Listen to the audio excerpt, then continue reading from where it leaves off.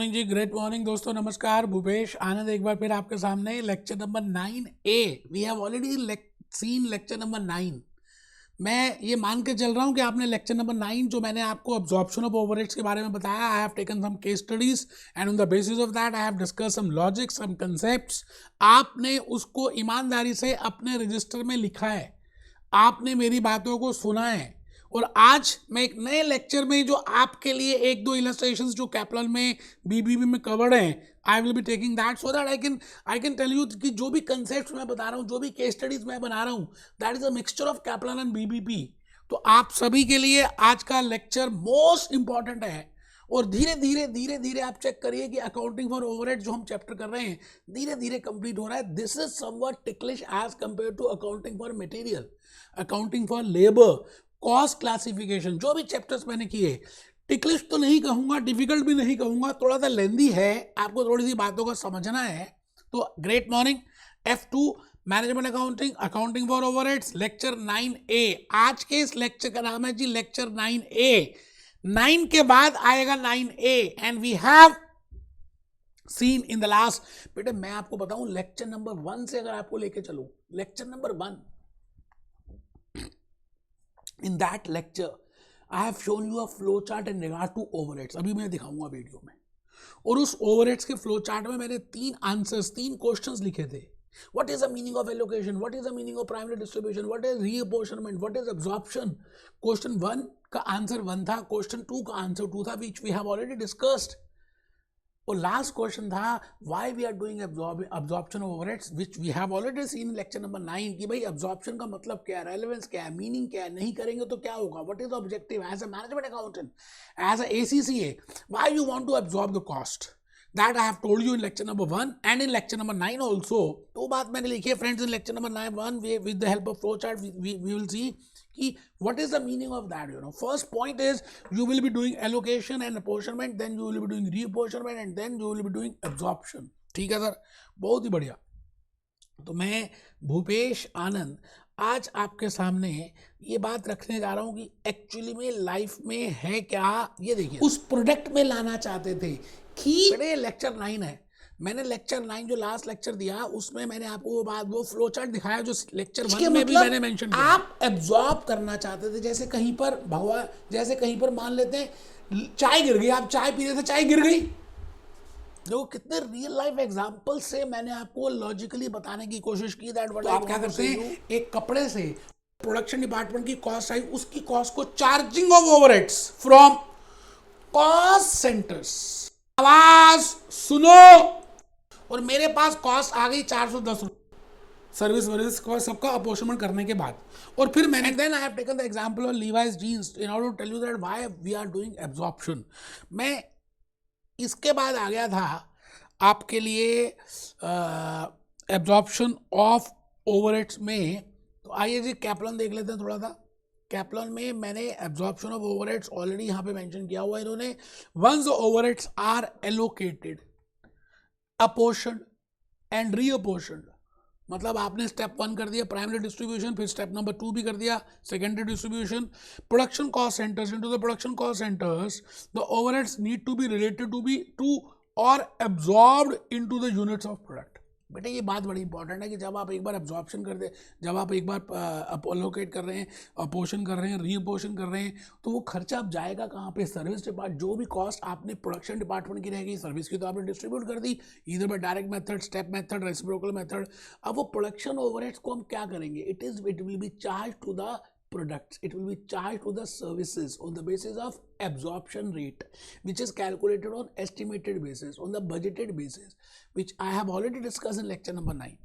ठीक है जी। उसके बड़े सारे बेसिस होते हैं, machine hour rate, labour hour rate, prime cost, direct wages. अब ये प्राइम कॉस्ट यहाँ पे वर्ड यूज किया है ऑफिशियली, वैसे मैंने आपको नहीं बताया कि what is the meaning of a prime cost, because cost card chapter number 1 में जब हमने कॉस्ट कार्ड किया था तो वहाँ पर भी नहीं बताया था what I mean by cost card, क्योंकि मैंने कहा था जब मैं while I will be doing job batch and process costing, जो नेक्स्ट चैप्टर ही मैं लेने वाला हूँ, job batch and process costing, In that, firstly, I will be explaining in 5-6 lectures what I mean by cost card, what I mean by prime cost, what I mean by factory cost, what I mean by cost of goods sold. No doubt, officially they have not given in ACCA, Kaplan as well as in BPP, but it is used everywhere. अब check करो यहाँ पे prime cost है, आपको आज तक तो उन्होंने बताया नहीं प्राइम कॉस्ट क्या है. कॉस्ट कार्ड का हेल्प हिंट दे दिया, एक नाम दे दिया.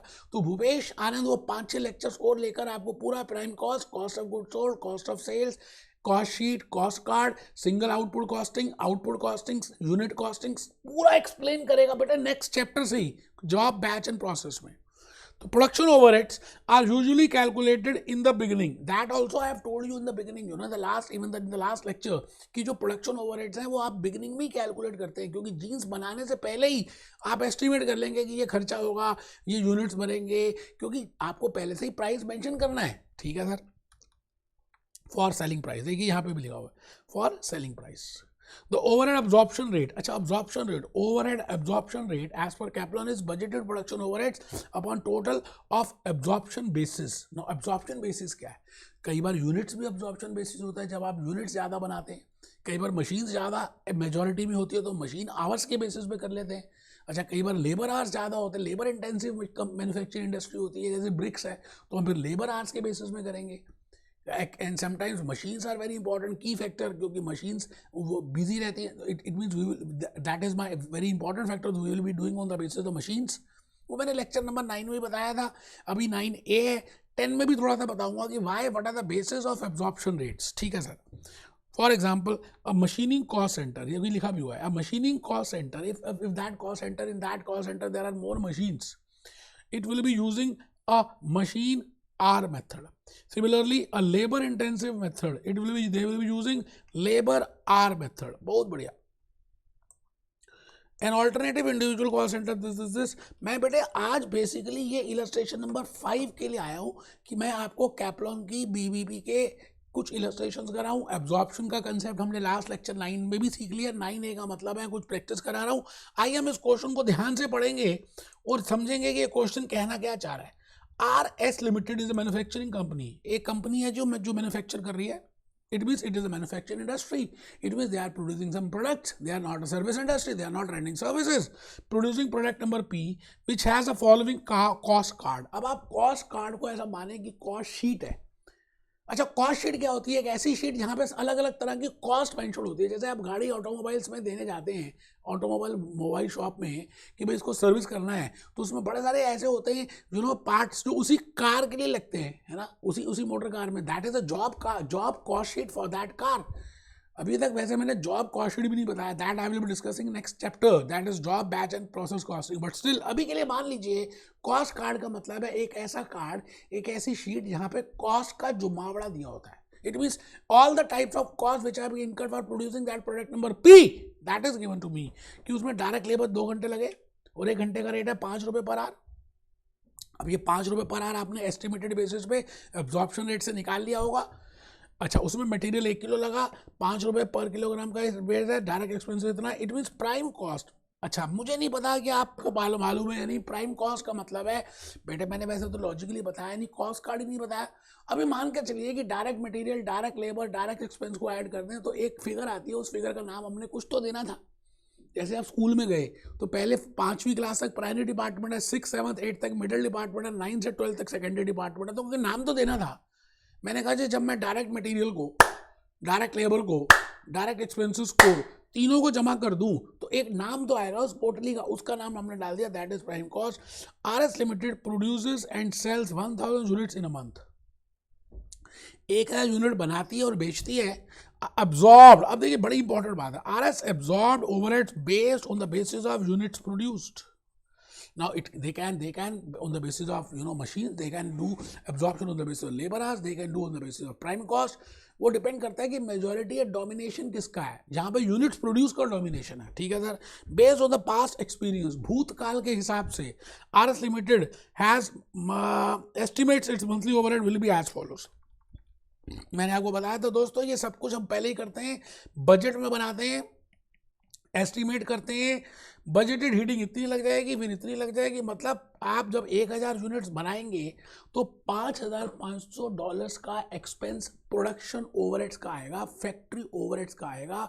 इट मीन्स इसमें ऑलरेडी सर्विस डिपार्टमेंट की कॉस्ट लग चुकी है, मतलब अलोकेशन हो गई, अपोर्शनमेंट हो गई, रीअपोर्शनमेंट हो गई, प्रोडक्शन डिपार्टमेंट की कॉस्ट आ गई, अब मुझको वो एब्जॉर्ब करनी है किसमें, यूनिट्स में। और यहाँ पर यूनिट का बेसिस है तो 5500 अगर आपके हिसाब से कॉस्ट है तो आप मुझे बताइए 1000 यूनिट्स हों तो हम एक यूनिट पे कितने डॉलर्स का प्रोडक्शन ओवरहेड का खर्चा डालेंगे। और ये पहले ही हो चुका होगा, बिगिनिंग में ही हो चुका होगा, that is $5.5 required the total cost of 1 unit. Very simple. देखो जी 16 रुपये क्या है, इसमें डायरेक्ट मटेरियल है, इसमें डायरेक्ट लेबर है, इसमें डायरेक्ट एक्सपेंस है, इसका नाम हमने प्राइम कॉस्ट कर ही दिया। और 16 रुपये तो ऑलरेडी क्वेश्चन में गिवन ही, कुछ बहुत मुश्किल काम थोड़ी था। आपने प्रोडक्ट बी को बनाते समय क्या क्या खर्चे किए, आपने कुछ ऐसे खर्चे किए जो खाली स्पेसिफिक प्रोडक्ट नंबर पी के लिए हुए, वो थे डायरेक्ट मटेरियल, डायरेक्ट लेबर और डायरेक्ट एक्सपेंस। कुछ ऐसे खर्चे किए जो कॉमन हुए, जो एब्जॉर्ब करने हैं, प्रोडक्शन ओवरहेड्स, और उसका रेट हमने 5.5 निकाल लिया, ये हमने ऐड कर दिया, ये आंसर भी आ गया। इट मीन्स द कॉस्ट जो हमें लागत पड़ रही है दैट इज $21.50 की, and if you want to sell it we will add a profit percentage with that and then I can calculate the selling price, because selling price is equal to cost plus profit. Next illustration number 6 में आ गया जी मैं। Based on the 3 products ABC, 3 products हैं जी, 3 products हैं, आप 3 तरह के प्रोडक्ट्स बनाते हो through 2 cost centres. 2 cost centre से जा रहे हैं जी, matching and assembly, machining and assembly. अब बेटा मशीनिंग दिया हुआ है, इट मीन्स मशीन्स ज़्यादा है, इट मीन्स ये मशीन इंटेंसिव का इंडस्ट्री होगी। अगर ये मशीन इंटेंसिव इंडस्ट्री है तो machine hours can also be a basis while absorbing the overheads, वो देख लेंगे। बजटेड प्रोडक्शन, बजटेड प्रोडक्शन मतलब अभी एक्चुअल प्रोडक्शन नहीं हुई, आपने पहले ही सोचा कि इतना प्रोडक्शन हो सकता है, किस किस का, ए का इतना हो सकता है, बी का इतना हो सकता है, सी का इतना हो सकता है, क्योंकि you are producing A B and C. अच्छा 1 घंटा लगता है जी मशीनिंग में अगर ए को बनाए, और 1 घंटा ही लगता है असेंबली में अगर मशीन ए को बनाए। सिमिलरली 2 घंटे लगते हैं मशीनिंग में अगर प्रोडक्ट बी को बनाए, और आधा घंटा लगता है असेंबली में अगर प्रोडक्ट बी को बनाए। अच्छा प्रोडक्ट सी को बनाए तो मशीनिंग कुछ लगती नहीं, और 4 घंटे लगते हैं जी असेंबली में। मुश्किल कुछ है ही नहीं, लंबा है, आप घबराना है मत, बस ईमानदारी से अगर आपने मेरे लेक्चर्स देखे हैं, केस स्टडीज लिखी हैं, सॉल्व किया है तो आपके लिए मुश्किल नहीं है। ओवरहेड्स आर बजटेड, ये भी बजटेड है, बिल्कुल सही है। सारी चीज़ें तो हम एस्टिमेट करते ही है ना, पहले ही सोच लेते हैं ना। Required overhead rate per hour for each cost centre and the overall blanket rate. बेटा वैसे मैंने लेक्चर नंबर 10 में बताना है that over absorption rate can be single rate और ब्लैंकेट रेट। ब्लैंकेट का मतलब होता है हम एक ही रेट निकालेंगे, वो सभी पे अप्लाई कर देंगे, जैसे ब्लैंकेट होती है।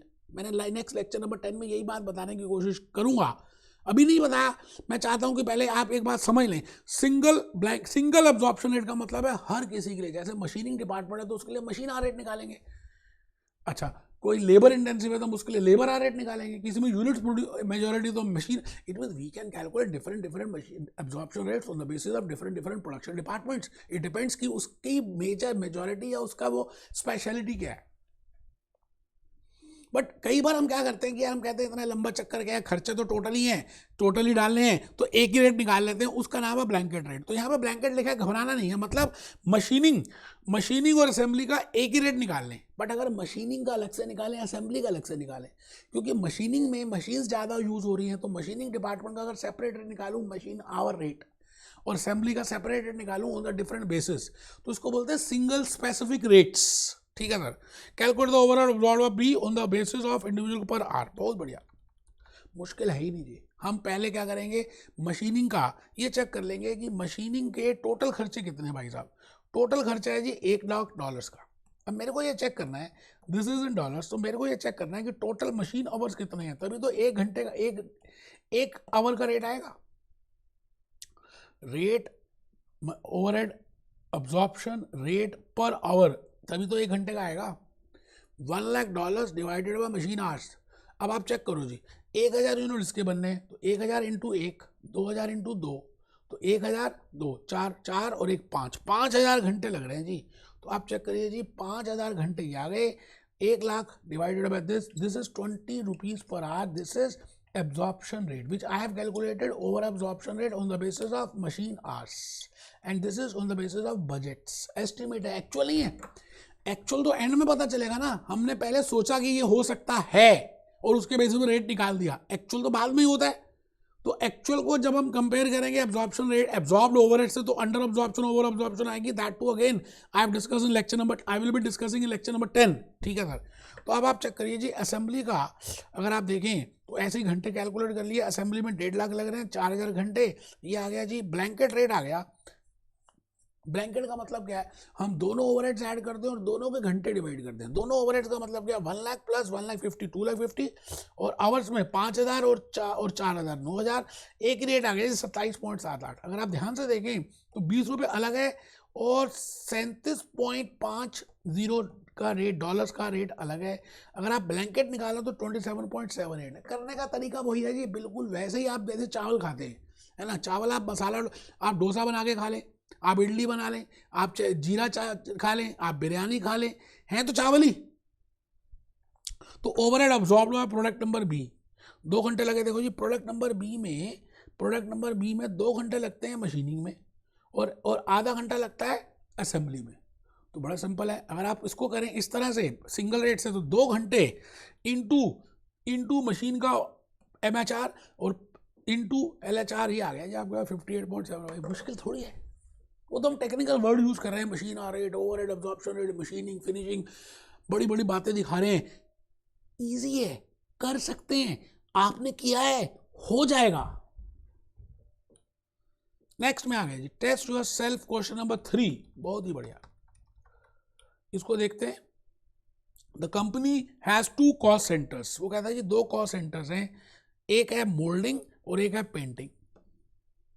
And uses a single production overhead rate based on the direct labors. Single production overhead rate based on the direct labor. It means आप जब यहाँ पर कैलकुलेट करेंगे तो you will be calculating on the basis of labor hours और single rate निकाल रहे हैं, मतलब ब्लैंकेट रेट ही निकल रहा है. ठीक है sir. The budget and the actual. अब यहाँ पे बजट भी दिया और एक्चुअल भी दिया. बेटा absorption rate is always calculated on budgeted. Actual तो बाद में पता चलता है, एक्चुअल तो एंड ऑफ द ईयर पता चलता है. आराम से क्वेश्चन को पढ़ेंगे. बजट ये दिया हुआ है. बजट में डायरेक्ट वेजेस इतनी लग जाएंगी मोल्डिंग में और पेंटिंग में डायरेक्ट वेजेस इतनी लग जाएंगी. लेबर आवर्स इतने हैं, 4000 घंटे मोल्डिंग के, 10,000 घंटे पेंटिंग के, 12,000 घंटे मोल्डिंग के और 1,000 घंटे पेंटिंग के. प्रोडक्शन ओवरहेड्स इतने दिया. आराम से मैं कहता हूँ जी आप एक बार आराम से पहले चेक कर लो कि इंफॉर्मेशन क्या क्या दिया आपको. Direct wages, labour hours, machine hours, production overheads.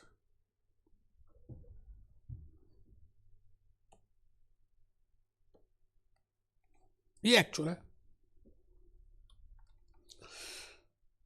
During period 6, a batch of company was made with the following cost and times.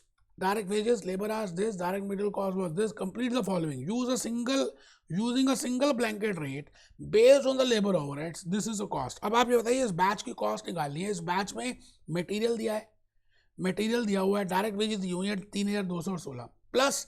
अगर आप एक ही रेट के बेसिस पे करें तो आप इसका ओवरहेड रेट कैलकुलेट कर लेंगे और उसके बेसिस पे चेक कर लेंगे टोटल कितने घंटे यूज हुए. 535 प्लस 400 498, 535 प्लस 498. तो टोटल आवर्स आ जाएंगे. एक ही रेट से मल्टीप्लाई करेंगे, इसमें ऐड कर देंगे, आंसर आ जाएगा. मैं इसको आपके सामने मैंने किया और चेक मैं आपके लेके जा रहा हूँ बेटा. बिल्कुल उस शीट पे लेके जाऊंगा जहाँ पे मैंने किया, so that you can get an idea कि मैंने कितनी मेहनत की होगी आपके लिए.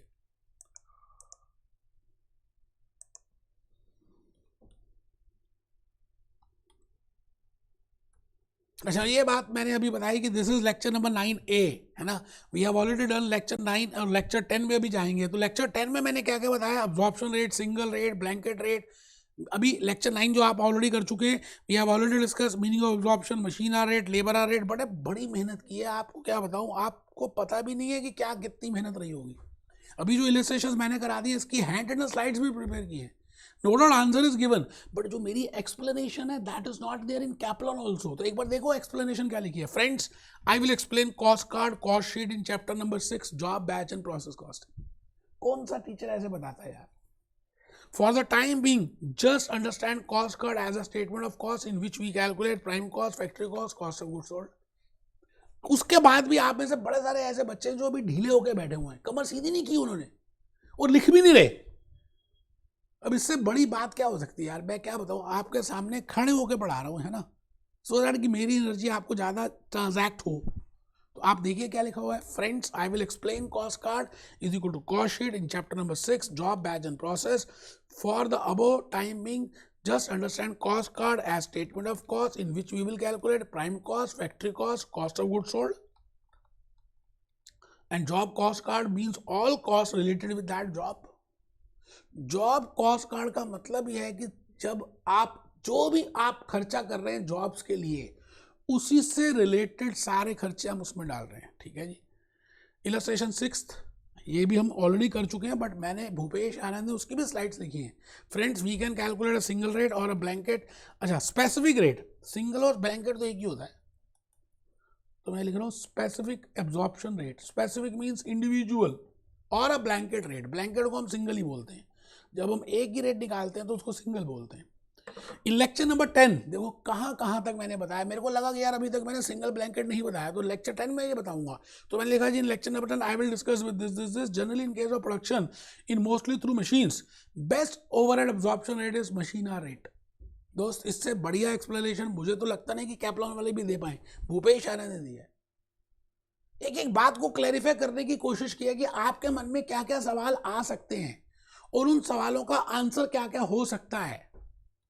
फिर मैंने उसके बाद कहा कि 2 डिपार्टमेंट्स हैं, एक मशीनिंग और असेंबली, 1000 यूनिट्स हैं, है ना. ये बात आप ऑलरेडी इलस्ट्रेशन नंबर 6 में हम कर चुके हैं. मैं आ गया जी test yourself understanding question number 3 जो इस समय हम कर रहे हैं. इसकी एक्सप्लेनेशन लिख लो. Friends, we always calculate absorption rate on the basis of budgeted expectations. Beginning, ऐसा समझ लीजिए, हम हमेशा पहले ही निकालते हैं. प्लीज लिखो बेटे, कमर सीधी करके बेटे. Friends, always we calculate absorption rate on the basis of budgeted और एक्सपेक्टेशन और in the beginning. Blanket rate is the rate for all departments. एक ही रेट है. Blanket rate is the single rate. Blanket rate is the single rate for all the departments. जितने भी departments हैं उन सबके लिए एक ही रेट जब हम निकालते हैं तो उसको बोलते हैं बड़े ब्लैंकेट रेट. और बजटेड, जब in this test you understanding में आपका total amount of budgeted production overheads देखिए कितने हैं. $280,000 and 14,000 are direct labour hours. Check कर लीजिए. ये अब आपको करना पड़ेगा. मैं दोबारा से वो स्लाइड भी नहीं जा रहा, फिर मेरे को हटना सीन चेंज करना पड़ेगा. 1 घंटे का रेट आ गया जी 20 रुपये. 1 घंटे का रेट आ गया 20 रुपये. मोल्डिंग का एब्जॉर्प्शन रेट होगा एक, अगर आप सेपरेटली करें. अच्छा, ये बात बताओ, क्या सबको ये समझ आ गया कि ब्लैंकेट रेट $20 पर आ रहा है? ए पार्ट का आंसर तो निकाल भी लिया. Total overheads upon total hours. अगर आप स्पेसिफिकली करें कि मोल्डिंग का रेट कितना है और फिर पेंटिंग का अलग है, तो मोल्डिंग के ओवरहेड्स और मोल्डिंग के आवर्स, पेंटिंग के ओवरहेड्स, पेंटिंग के आवर्स. तो अब चेक करिए, मैंने मोल्डिंग का भी अलग से निकाल के दिखाया. बेटे, कैप्लॉन में इतना डिटेल में आंसर नहीं दिया. एक बच्चा कह रहा है आंसर तो दिया है, तो क्या नोट करना है, उसके थप्पड़ मारूंगा खींच के. ये वाली बातें, ये एक्सप्लेनेशन, ये बातें, ये इंपॉर्टेंट कैसे यार, क्या बात करते हो आप? Moulding cost centre is absorption rate is equal to $180,000 क्योंकि this is a production overhead for moulding department upon moulding labour hours that is 12,000 moulding labour hours या जो भी घंटे हैं उसके. सिमिलरली पेंटिंग के लिए $1,00,000 अपॉन 10,000 ये इंडिविजुअल आ गया. अब सवाल आता है कि आप इस कॉस्ट ऑफ बैच को कैसे कैलकुलेट करेंगे. How you will calculate the batch cost. बेटे, उस बैच कॉस्ट में जो जो भी खर्चा हुआ है हम उसको ऐड कर देंगे. उसमें मटेरियल कितने लगे, उसमें लेबर कितनी लगी, और उसमें प्रोडक्शन ओवरहेड्स एब्जॉर्ब कितने हुए. प्रोडक्शन ओवरहेड्स एब्जॉर्ब हम ब्लैंकेट रेट से भी कर सकते हैं और प्रोडक्शन ओवरहेड हम स्पेसिफिक रेट से भी कर सकते हैं. ठीक है सर. तो आप अब ये मटका थोड़ी बनाया कैप्लॉन ने, आप नहीं बनाएंगे तो देख लीजिए भाई साहब, मैं तो मेहनत की है आपके लिए. कॉस्ट ऑफ बैच में मैंने कहा if I want to no doubt in the next chapter I will be doing batch costing, job and batch costing. एक दो लेक्चर्स और हैं ओवरहेड्स के, इसको कंप्लीट करने के बाद जब मैं नया चैप्टर करूंगा तो बैच कॉस्टिंग बताऊंगा। बट अभी तक के जो कंसेप्ट हैं आपको समझ आ सकते हैं, कोई मुश्किल है नहीं। Direct material, direct labour, production overheads, moulding department है और उसमें प्रोडक्शन डिपार्टमेंट है, और उसके बाद हम इसकी कॉस्ट निकालना चाहे तो निकाल सकते हैं। लॉजिकली मैंने पूरा बता दिया है। हम अब मिल रहे हैं लेक्चर नंबर 10 में, और लेक्चर नंबर 10 में मैं ये वाली बातें बताऊंगा जो मेरे को लग रहा है कि मेरे को ये बतानी चाहिए। I will be discussing in lecture number 10 what are the different types of absorption rate, single rate, specific rate, blanket rate, what are the different basis. थोड़ा सा और डिस्कस करेंगे अंडर अब्जॉर्प्शन, ओवर अब्जॉर्प्शन, और फिर हम आगे चलेंगे। Be happy, B jolly, B cheerful.